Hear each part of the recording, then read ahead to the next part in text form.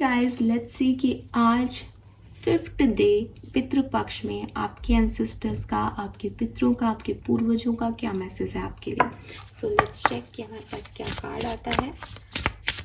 Please universe, please divine power, please my ancestors, please give me the accurate message for everyone.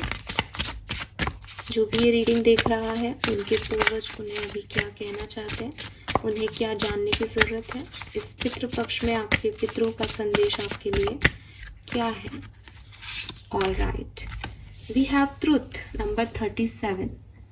37 के साथ यहाँ पे 10 number की ऊर्जा बनती है, जो कि एंडिंग के बारे में बात करती है। कहीं ना कहीं यहाँ पे लिख रखा है, that which is true will always be enough. Truth, honor, empress, integrity. Number 37। सो कहीं ना कहीं जो आपके पितृ हैं, सबसे पहले तो वो आपको एक ही चीज कहना चाहते हैं कि सत्य की हमेशा विजय होती है। ठीक है, चाहे बिगनिंग में ऐसा लगे कि झूठ जो है वो आगे जा रहा है या जो गलत लोग हैं वो आगे बढ़ रहे हैं, लेकिन ये ऐसे काम नहीं करता। एट द एंड जो है वो सत्य की ही विजय होती है। तो आपको भी वो सत्य की तरफ रहने को कह रहे हैं कि आपकी जो सोल है वो हमेशा सच की तरफ खड़ी रहे। एक ऑनेस्टी का पाथ आप हमेशा लें, अपने आप को हमेशा उस डायरेक्शन में रखें जहां आप ये मानते हैं कि ये एक ऑथेंटिक पाथ है या ये एक सच्चाई का पाथ है। बिकॉज जो सच की पावर होती है वो आपको हमेशा जिताती है। तो आपके जो पूर्वज हैं वो आपको कह रहे हैं कि आपके चारों तरफ बहुत सारे टेम्पटेशंस हैं। कुछ ऐसे लोग भी हैं जो आपका फ़ायदा उठा रहे हैं, कुछ ऐसे लोग हैं जो आपको दूसरे डायरेक्शन में नेगेटिव पाथ पे घसीट रहे हैं, मे बी जो आपको उन्होंने नहीं सिखाया।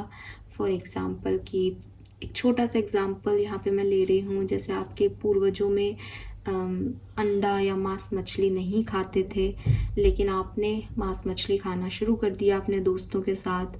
तो आपको लग रहा है कि ठीक है, अभी दादाजी दादी जी नहीं हैं, हम तो खाएंगे, या पीठ पीछे कुछ ऐसा कर रहे हो उनके, आपके पेरेंट्स के। तो वो आपको कह रहे हैं कि भटकना और भटकाव जो है वो बहुत आसान तरीके हैं दुनिया में, लेकिन आप अपने ऑथेंटिसिटी, अपने ट्रेडिशन, अपनी सच्चाइयों से अगर भागते हो या वो करते हो जिसमें आपको लगता है कि ये मैंने दुनिया से छुपा लिया है, लेकिन आप जानते हो कि ये सच नहीं है या ये सही पाथ नहीं है, तो वो गलत है और आपको ऐसा नहीं करना चाहिए। तो जो टेम्पटेशन आपके चारों तरफ है, जो ऐसे लोग हैं जो आपको ये करने पे मजबूर कर रहे हैं, जो आप नहीं हो वो बनने पे मजबूर कर रहे हैं, उन लोगों से आप थोड़ा डिस्टेंस रखें। ज़रूरी नहीं है कि आप हमेशा एक इजी पाथ चूज़ करें अपने लिए, कि आपको लग रहा है कि ये आसान है, यहाँ खुशियाँ हैं, यहाँ पे पार्टी हो जाती है दोस्तों के साथ, अब क्या अकेले बैठे रहे, सारे दोस्त नॉनवेज खाते हैं। तो प्रॉब्लम ये नहीं है कि आसान क्या लग रहा है, प्रॉब्लम ये है कि सही क्या है। ठीक है, तो आपके पूर्वज चाहते हैं आप सही की तरफ रहो, आसान की तरफ मत रहो। कि अगर सही या ट्रुथ जो है, आपकी जो रियलिटी है आपकी, वो आपको किसी ऐसे पाथ पे भी लेके आ रही है जहाँ चीज़ें टफ हैं, जहाँ अपने आप को प्रूव करना पड़ रहा है, जहाँ कोई साथ नहीं दे रहा, तो भी सच की तरफ खड़े रहो। ठीक है, एंड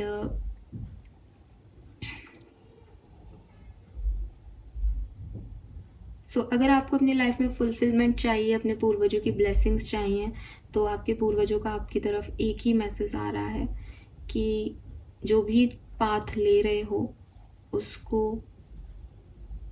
वो सच्चाई का पाथ होना चाहिए। उसको पूरी तरीके से देख लो कि वो एक ऑथेंटिक पाथ है या नहीं। आप पैसे वाले हो जाओगे और उनके लिए ज़्यादा दान धर्म करने लग जाओगे, उससे वो खुश नहीं होंगे। आप जितने हो मिडिल क्लास मीडियम उतने ही रहोगे, लेकिन उनको ये पता होगा कि ये उनके जो है बच्चे हैं और वो एक सही पाथ पे हैं। कोई बात नहीं, आज कमज़ोर हैं तो कुछ नहीं, आपको फुलफिलमेंट वो देंगे, आपको ब्लेसिंग्स वो देंगे। तो ये जो फेक स्टोन्स हैं आपकी लाइब्रेरी में या आपके पास, इन फेक स्टोन्स को फेंको और रियल जेम्स को चूज़ करो। वो चाहते हैं कि आप एक रियल जेम बनो, आपके अंदर का ऑरा, आपके कर्मों से शाइन करना चाहिए, आपका सोल हाईएस्ट ट्रुथ को ढूंढना चाहिए, टेम्पटेशंस को नहीं, ठीक है। सो लिव ऑथेंटिकली, और अपने जो पूर्वज हैं, अपने जो ट्रेडिशन है उनकी वैल्यू करो, अपने मॉरल वैल्यूज़ को समझो, और अगर आप ऐसा करते हो तो डेफिनेटली आपकी तरफ अबंडेंस आएगी।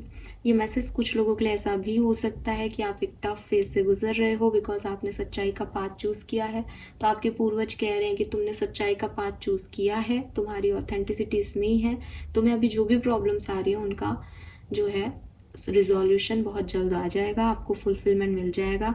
आप इस टेम्पटेशंस की तरफ मत देखो या परेशान मत हो कि ये एंड कब होगा, ठीक है।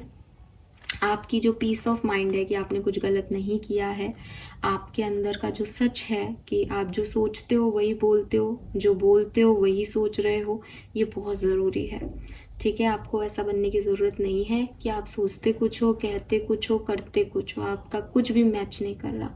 सो यूनिवर्स और आपके जो एंसेस्टर्स हैं वो आपको सिर्फ और सिर्फ यही कह रहे हैं कि आप अपनी सोल की ऑनेस्टी को चूज़ करें, ठीक है, और उसी में वो खुश होंगे आपसे। So this is all for you.